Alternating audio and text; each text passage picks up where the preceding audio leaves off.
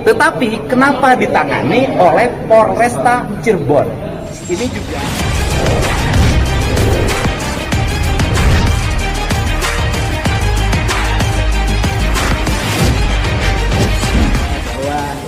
kita sebagai warga sudah menyampaikan laporan terhadap Pak Rudiana, bukan Ibtu Rudiana.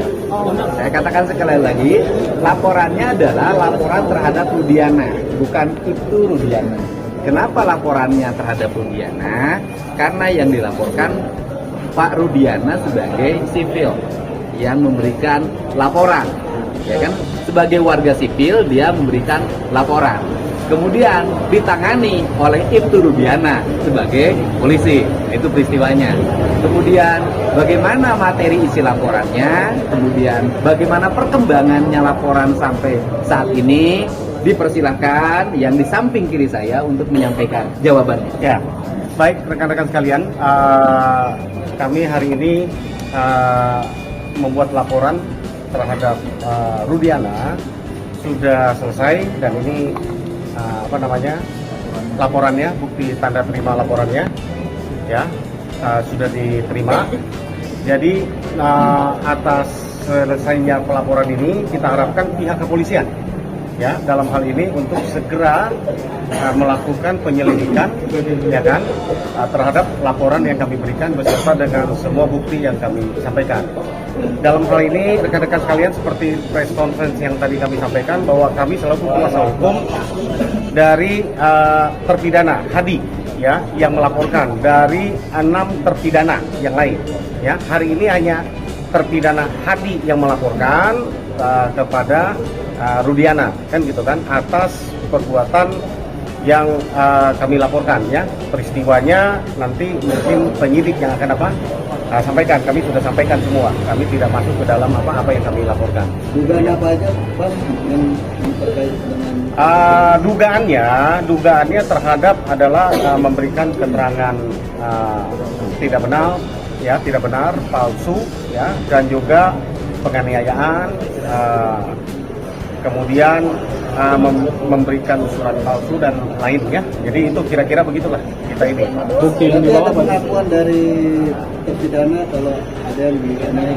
Oh ya, mereka membuat surat pernyataan di atas tulisan tangan bahwa mereka dianiaya dan makanya memberikan kuasa oleh karena mereka ada di dalam lapas kan, sehingga tidak bisa datang, maka kami sebagai kuasa hukum kami melaporkan. Bapak dianiaya oleh Rudiana ini apa saja Pak? Siapa aja bentuk penganiayaan? Mungkin Bang Ruli bisa sampaikan bentuk penganiayaan.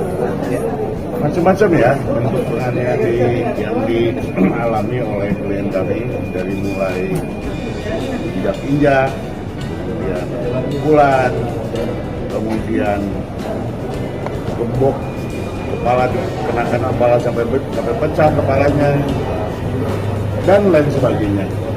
Ya itulah yang menurut saya hari ini masih ada hal seperti itu gitu ya. Tapi kita lihat nanti, kita uji aja nanti oleh penyidik apakah laporan kami ini bisa dipertanggungjawabkan oleh mereka.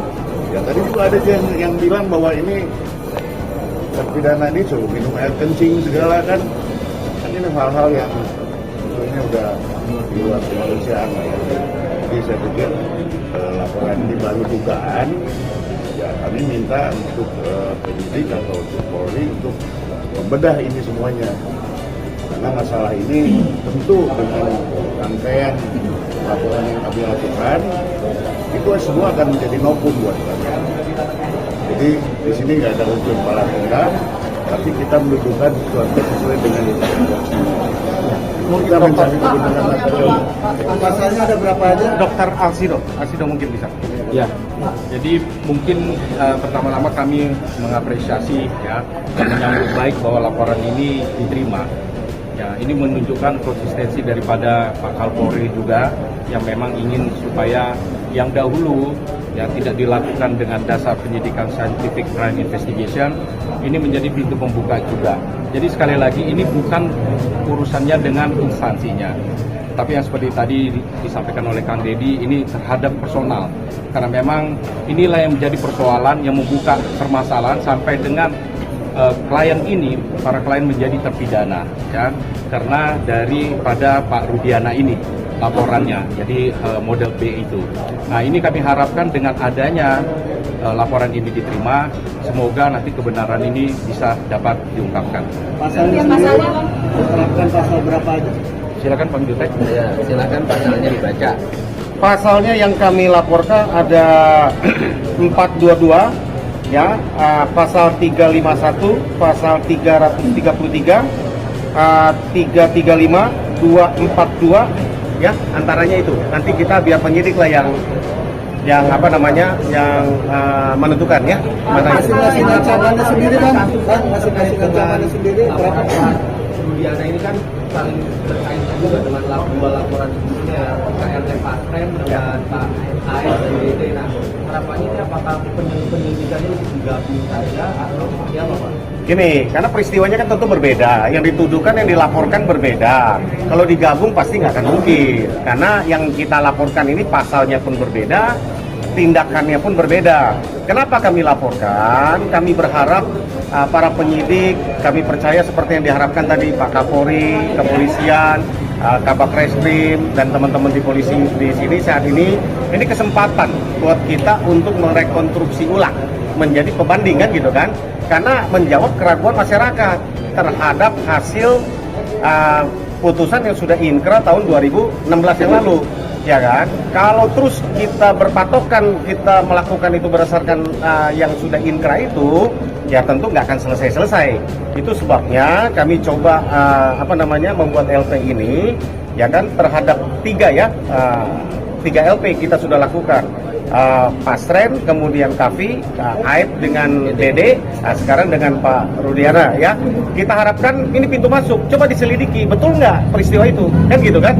Nah, dengan versi yang sekarang, berdasarkan fakta-fakta baru yang terungkap, kan gitu kan. Nanti kita akan sandingkan, kan gitu kan. Apakah peristiwa itu benar masih seperti rangkaian peristiwa tahun 2016 yang diputuskan sampai Mahkamah Agung, atau ada fakta baru, gitu kan. Nah, itu harapan kami.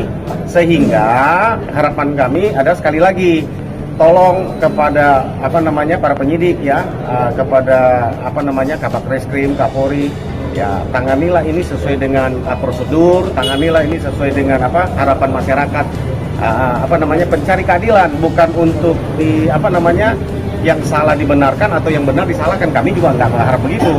Kalau memang peristiwanya begitu, tolong hadirkan kepada kami bukti-bukti itu yang kami laporkan itu, ya kan, sehingga kalau memang para terpidana klien kami ini bersalah, nggak apa-apa.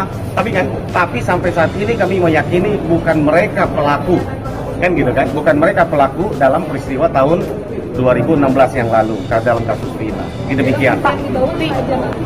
Bukti yang kita bawa banyak, ya. Ada surat kuasa pertama, itu pasti untuk pelapor. Yang kedua adalah BAP, kan gitu kan. Rudiana, ada putusan pengadilan 03 dan 04 kita lampirkan. Kemudian ada digital, ya, ada potongan-potongan video. Kemudian ada pernyataan dari para terpidana dan juga yang lain, saksi yang lain. Potongan video ini potongan video penganiayaan atau apa? Oh, bukan. Ya, nantilah biar penyidik yang berikan, ya. Kita nggak masuk lagi, kita bukan membuka semua di sini. Kalau bukti penganiayaannya apa aja bukti yang disampaikan? Pengakuan. Oh, pengakuan. Pengakuan dan saksi. Dan ini masih ada bekasnya. Dan masih ada berkasnya. Apakah ada bang foto-foto? Ada banyak. Isu mungkin, Bang. Cari aja di Google banyak gitu kan. Ya, iya dicantumkan. Itu kan sudah ini di Google banyak gitu. Ya.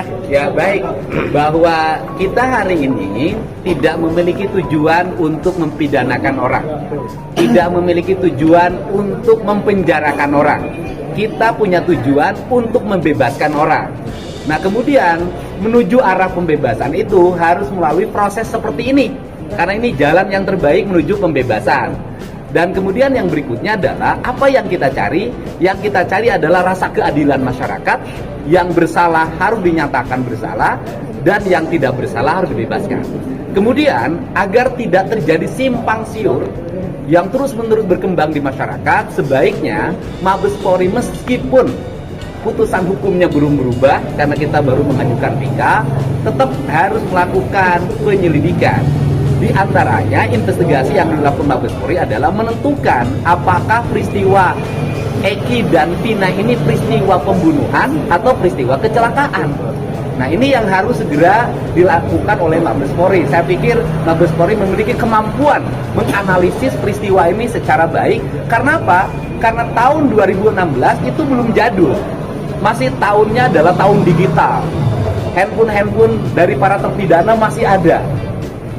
Itu kan tinggal handphonenya dinyalakan, kemudian dibuka handphonenya, itu akan terbuka kelihatan percakapannya, posisi para terpidana di mana, sehingga kita tidak cocok logi berdasarkan sains.